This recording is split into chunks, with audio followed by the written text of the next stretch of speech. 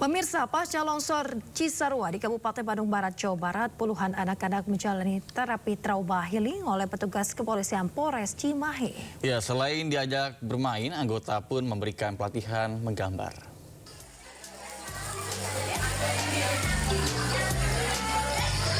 Anggota Polres Cimahi memberikan terapi trauma healing kepada puluhan anak-anak yang menjadi korban longsor Cisarua di lokasi pengungsian Kabupaten Bandung Barat, Jawa Barat.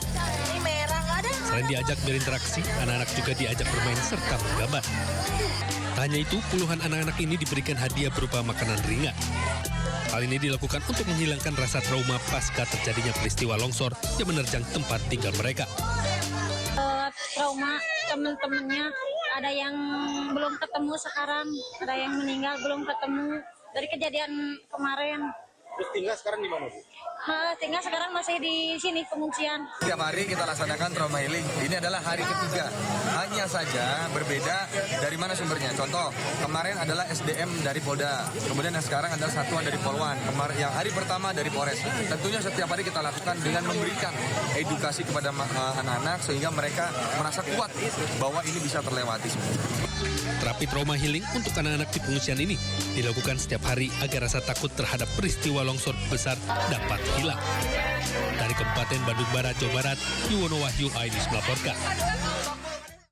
Pemirsa, pasca bencana banjir dan tanah longsor melanda Provinsi Aceh, ketersediaan obat-obatan mulai menipis. Meski demikian, tenaga kesehatan terus berupaya memberikan pelayanan kepada warga yang terdampak bencana.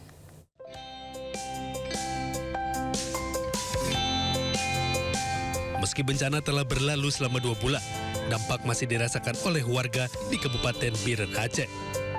Ketersediaan obat-obatan di posko kesehatan Desa Pantai Baro, Glesiblah mulai menipis.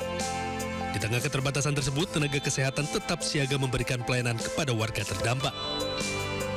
Stok obat sendiri kami juga masih banyak kekurangan stok obat. Ada beberapa stok obat yang tidak mencukupi di sini. Seperti apa, obat apa? Seperti yang asam urat seperti meloxicam, allopurinol, banyak yang kurang di sini. Masih lagi aksesnya susah, ke puskesmas susah, pustu juga belum bisa diakses. Jadi sangat memudahkan warga-warga di sini kan banyak yang sakit, apalagi gatal karena air bersihnya nggak ada. Pemerintah dan pihak terkait diharapkan segera menambah pasokan obat-obatan agar pelayanan kesehatan bagi warga dapat terus berjalan maksimal. Dari Biren, Aceh, Syukri Syahrifuddin, Ainus melaporkan. Pemirsa, memasuki hari ke-11, banjir di Karawang, Jawa Barat telah surut sekitar 90%.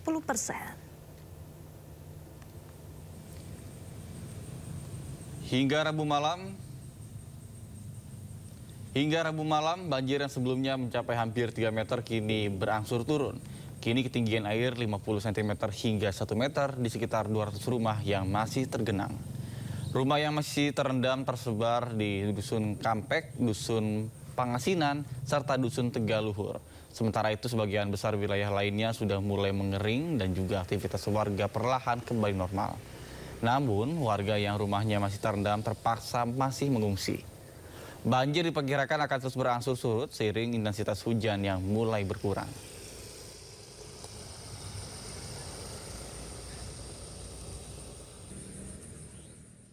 Pemirsa, sempat surut permukiman di Kebun Pala, Jakarta Timur kembali tergenang air dengan ketinggian 50 cm.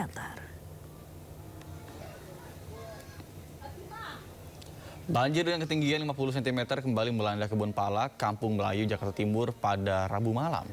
Air di Kali Ciliwung mulai naik sejak pukul 3 sore pada hari kemarin dan juga banjir disebabkan Kali Ciliwung yang meluap akibat mendapatkan kiriman dari Bogor dan Depok yang hujan sejak pagi hari.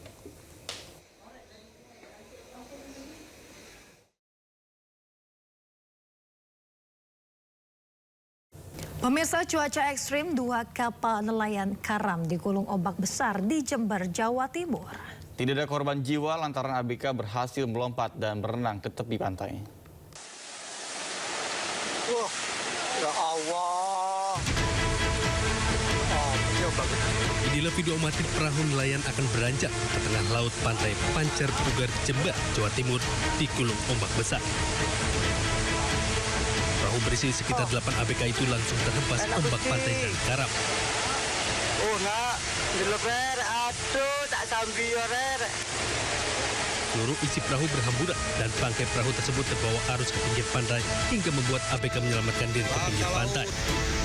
Tadi pagi saya mengoptimalkan mengajak rekan-rekan relawan untuk siaga 1. Artinya bahwa kami ingin semua hal yang menyangkut kemungkinan datangnya bencana ini, kami ingin deteksi dininya lebih cepat, kemudian dilaporkannya cepat, sehingga kami TRC kita bersama relawan-relawan kita juga melakukan penanganan lebih cepat.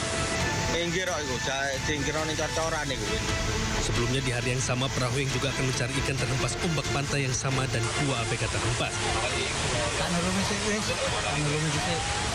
Beruntung, seluruh ABK selamat dan tak ada korban jiwa. Dari Jember, Jawa Timur, Bambang Sugiarto, Ainus melaporkan. Pemirsa, ratusan rumah warga di Kampung Lebak, Bekasi Utara, Kota Bekasi, Jawa Barat terendam banjir setelah Kali Bekasi meluap menerima kiriman air dari Kabupaten Bogor. Ketinggian air yang mencapai lebih dari 1,5 meter memaksa warga mengungsi usai alarm early warning system berbunyi.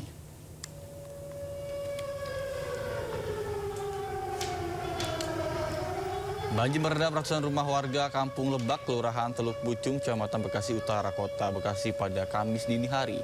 Luapan terjadi setelah Kali Bekasi menerima kiriman air dari wilayah Kabupaten Bogor yang membuat tinggi muka air cepat naik.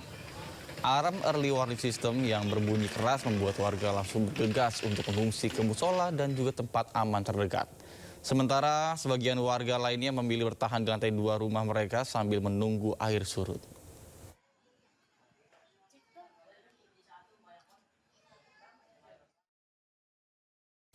Pemirsa, hingga hari ini, Kamis 29 Januari 2026, korban tanah longsor di Cisarua mencapai 53 kantong jenazah.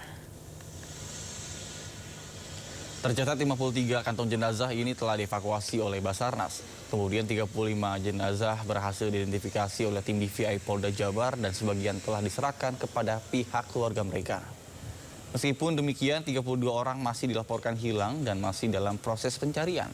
Akibat insiden ini tercatat ada 155 orang terdampak dengan sedikitnya 35 rumah tertimbun tanah.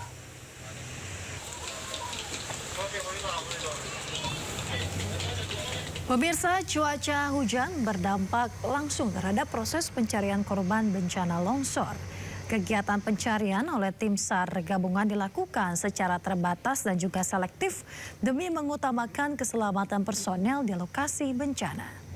Meski kondisi terbatas, di hari kelima tim SAR kembali berhasil menemukan 2 jenazah korban di sektor A2.